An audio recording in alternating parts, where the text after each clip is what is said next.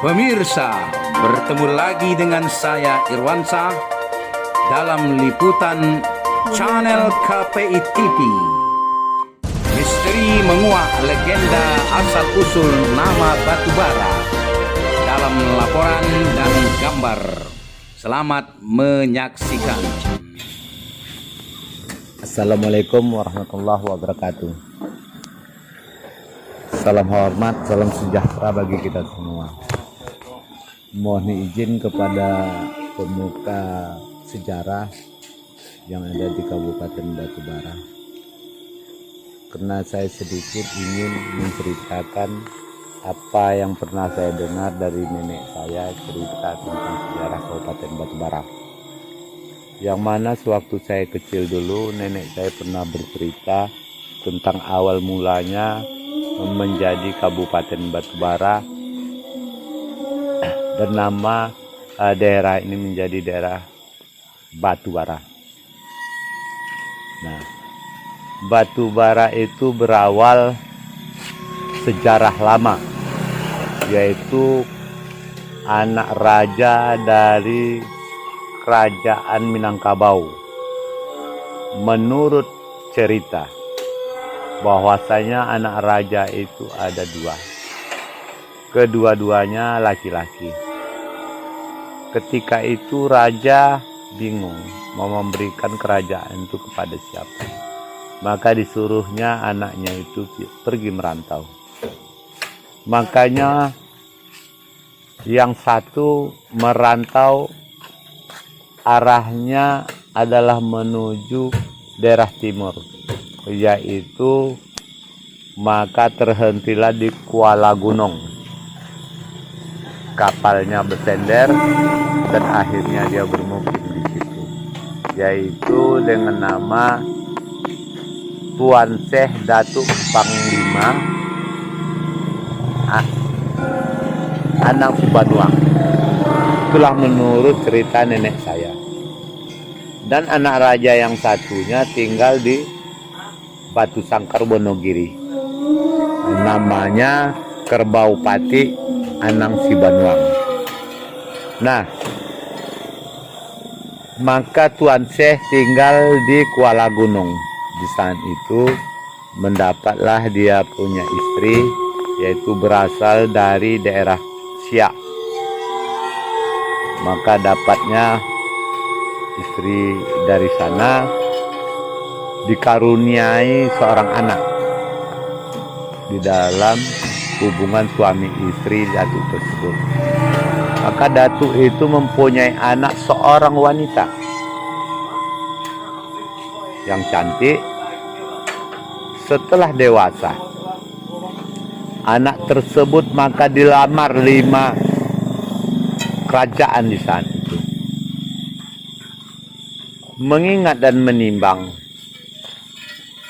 karena kalaulah diterima satu, yang 4 tidak diterima, Datuk menginginkan tidak mau terjadi pertumpahan darah.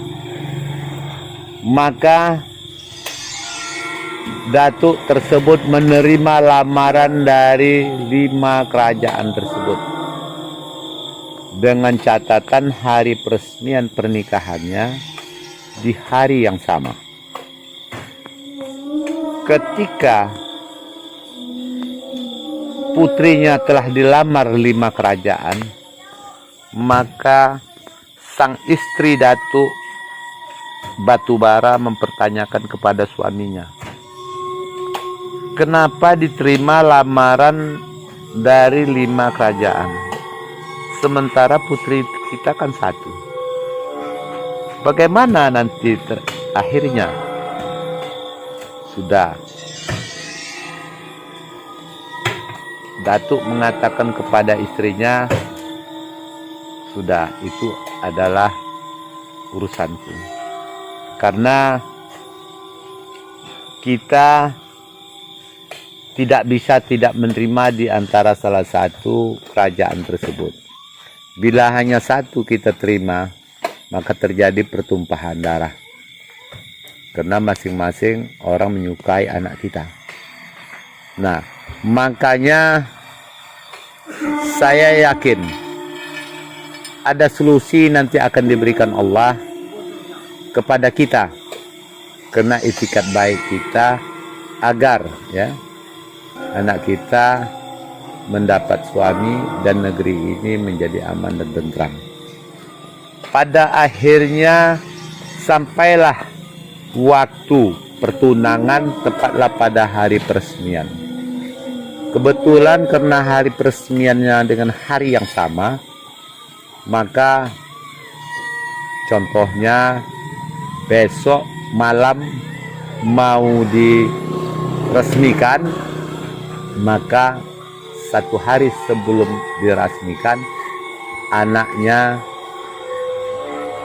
dikapankan, anak putrinya itu dikapankan oleh datuk tersebut seperti mayat dan disolatkannya bermunajat kepada Allah. Semoga Allah menjadikan anaknya itu menjadi 5 putri yang sama. Rupanya Allah mengabulkan doanya, maka terjadilah putrinya yang satu menjadi 5 orang putri. Maka di hari resepsi pernikahannya dipersandingkanlah 5 pasangan suami istri dari beberapa kerajaan tersebut. Nah, makanya seorang istri dari datuk mempertanyakan kepada suaminya, yang mana anak kita yang asli? Nah, karena saya tak dapat mengenalnya, karena paras wajahnya tak dapat dibedakan di antara satu dengan yang lain. Maka datuk mengatakan, kalau nanti kamu mau mengenal anakmu, maka kamu hidangkanlah dia dengan hidangan berjambar.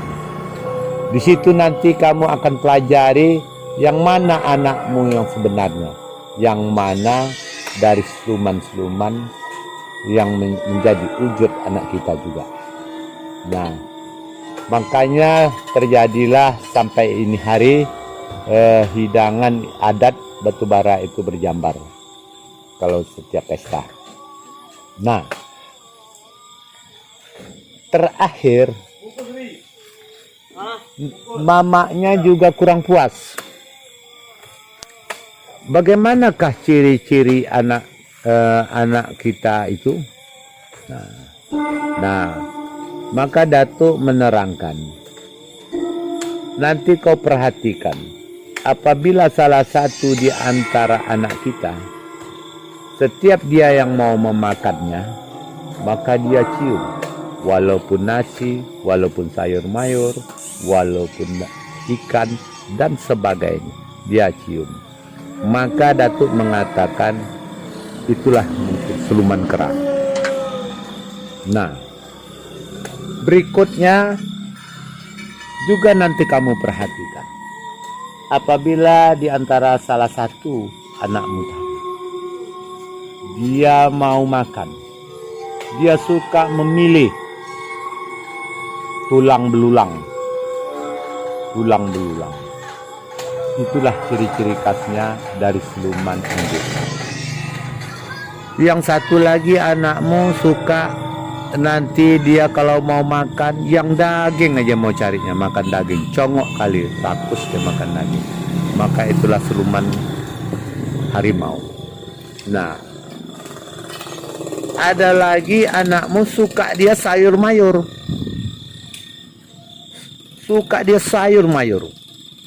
Nah, artinya itulah siluman kambing. Nah, jadi yang mana anak kita? Kata istri raja. Istri raja bertanya kepada Datuk Batubara. Datuk Tuan Syekh ini menjawab, menandakan anakmu yang asli, apabila dia mau makan, dia cuci tangannya, dia ambil piring, dan dia masukkan nasi, dan dia masukkan lauk pauknya. Nah, tidak ada proses mencium, tidak ada proses apa, tidak ada.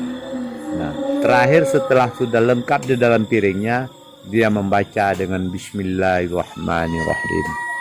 Itulah anakmu yang sebenarnya. Itulah hikayat yang pernah saya dengar dari nenek saya. Berkaitan dengan itu, maka terjadilah Kabupaten Batubara ini terjadi 5 kedatukan. Makanya salah satu datuk itu, pertama Datuk 50, Datuk Pesisir, Datuk Tanah Datar, Datuk Air Putih, dan Datuk Lima Laras. Di antara yang 5, hanya satu yang membuat istana, yaitu adalah kerajaan Datuk Lima Laras yang dibangun pada tahun 1907. Nah, makanya itu sebagai sejarah yang tak dapat dipisahkan kaitannya dengan kubah Batubara. Nah, Batubara asal namanya dari kubah tersebut. Makanya di tahun 2006 diusulkan untuk pemekaran Kabupaten Batubara dari pemekaran Kabupaten Induk, yaitu Asahan. Lepasnya dari Asahan, maka langsung dinobatkan Kabupaten Batubara. Artinya antara kubah Batubara dengan Kabupaten Batubara adalah bahagian yang tak dapat dipisahkan. Begitulah ceritanya secara singkat. Terima kasih para pemirsa dimanapun berada. Demikianlah pemirsa, Anda telah menyaksikan liputan kami tentang asal-usul nama Batubara sebagai kabupaten di Sumatera Utara. Terima kasih, saya Irwansyah Nasution mengucapkan terima kasih. Selamat bertemu kembali.